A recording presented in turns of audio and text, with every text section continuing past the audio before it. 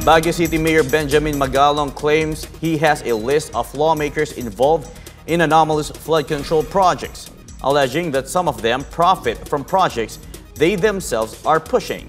He says he is prepared to present evidence before Congress, but with one major condition.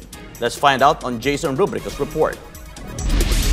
Several mayors have approached Baguio City Mayor Benjamin Magalong to report and present evidence of rampant corruption in flood control projects across the country. Magalong claims some lawmakers are doubling as contractors, bagging projects, and pocketing kickbacks. Based on the documents he holds, 3 lawmakers have already been implicated, 2 of them incumbent representatives from Luzon.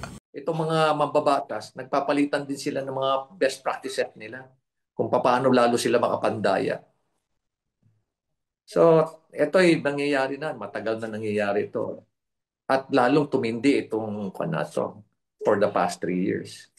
Kaya kailangan na natin tuldukan talaga at mabuti na lang at lumalabas na itong mga kalokohan nila.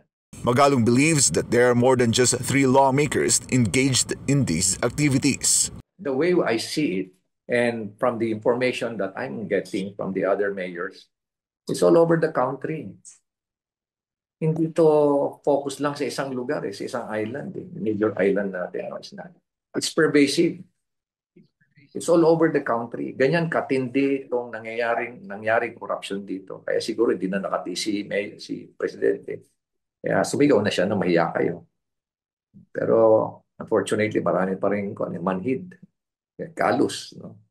He says he's ready for a probe and that he is simply waiting for someone to initiate an investigation into the anomalous flood control projects allegedly involving some members of the House of Representatives. However, he was surprised that the House launched the probe themselves. Gulat ako, nag-imbestiga yung mismong House of Representatives.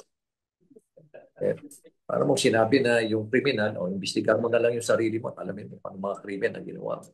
Still, Magalong says he's ready to face lawmakers if called. I'm just waiting. Hanggang ngayon, very enthusiastic na ako pumarap sa kanila. And naghihintay pa rin ako nung kanilang summon. Wala naman ako natatanggap. Hindi na rin naman sila nagsasalita kung ipapatawag nila ako. So, andito lang ako, naghihintay. But he sets one condition before attending a congressional hearing. Gusto ko lang iparating din na kung sakasakaling tawagin nila ako dyan sa Kongreso, huwag nila akong tratuhin na ako yung akusado. Tratuhin nila ako na ako yung resource person. Huwag nila ako intimidate dyan kasi the best na rin naman ako umarap dyan sa congressional hearing at nakita ko naman kung paano nila in-intimidate yung ibang mga resource person. Huwag nilang gawin sa akin. For God and my beloved Philippines, I am Jason Rubrico, SMNO News.